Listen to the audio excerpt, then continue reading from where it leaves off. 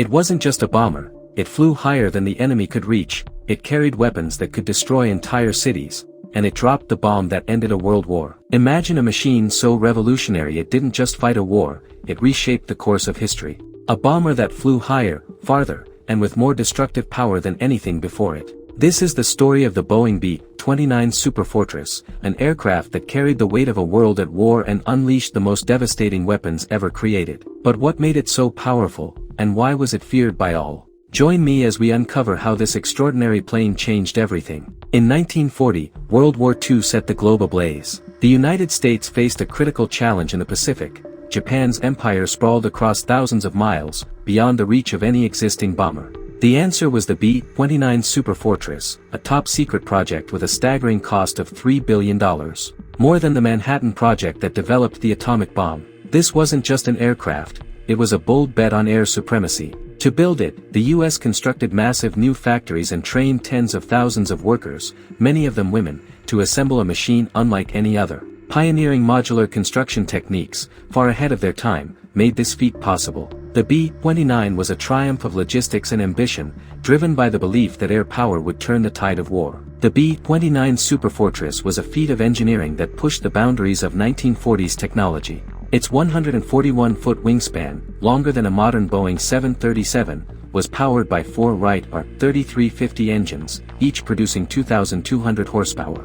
The thunder of those engines was a testament to its raw power. The B-29 introduced groundbreaking features. A pressurized crew cabin, a first for bombers, allowed crews to operate comfortably at 31,000 feet, free from freezing temperatures and oxygen masks, extending mission endurance. Remote-controlled machine gun turrets, guided by analog computers, delivered deadly accuracy from miles away. With a range of 5,500 miles and a payload of 20,000 pounds, the B-29 could strike targets no other bomber could reach. Compared to the B-17 Flying Fortress, which carried 4,800 pounds of bombs over 2,000 miles, the B-29 was a leap forward, carrying 20,000 pounds over 5,500 miles and climbing to 37,000 feet. Early prototypes faced engine fires and mechanical challenges, but Boeing's engineers worked relentlessly to overcome them, driven by the urgency of war. In June 1944, the B-29 entered combat, launching from bases in India and the Mariana Islands to strike Japan. Flying at 31,000 feet,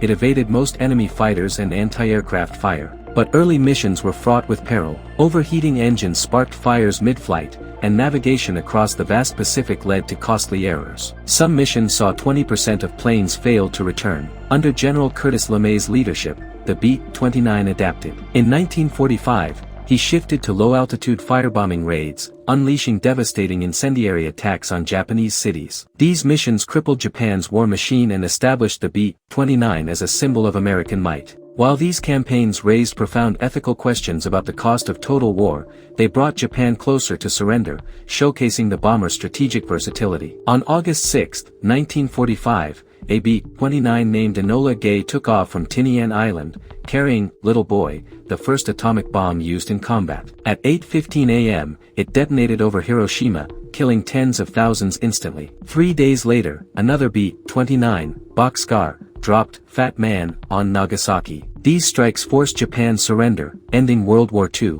The B-29, designed as a bomber, became the instrument of a new era. Its role in delivering the atomic bombs was a pivotal moment, not just in the war but in global history. It ushered in the nuclear age, redefining power, diplomacy, and the stakes of conflict. The B-29's unmatched range made these missions possible, but its success also introduced the chilling reality of mutually assured destruction. The B-29's story continued beyond 1945. During the Korean War from 1950 to 1953, it dropped conventional bombs but faced new threats from Soviet MiG-15 jet fighters. By the mid-1950s, jet-powered bombers like the B-47 and B-52 surpassed it. Yet the B-29's influence endured. It served as a nuclear deterrent, reconnaissance platform, and tanker, while its design inspired civilian airliners like the Boeing 377 Stratocruiser. Of the 3,970 B-29s built, only 22 survive today, with just 2, Fifi and Doc, still flying. These airworthy relics tour the world, their engines roaring as a reminder of a machine that ended one era and shaped another. The B-29's innovations influenced modern aviation, from commercial jets to military drones,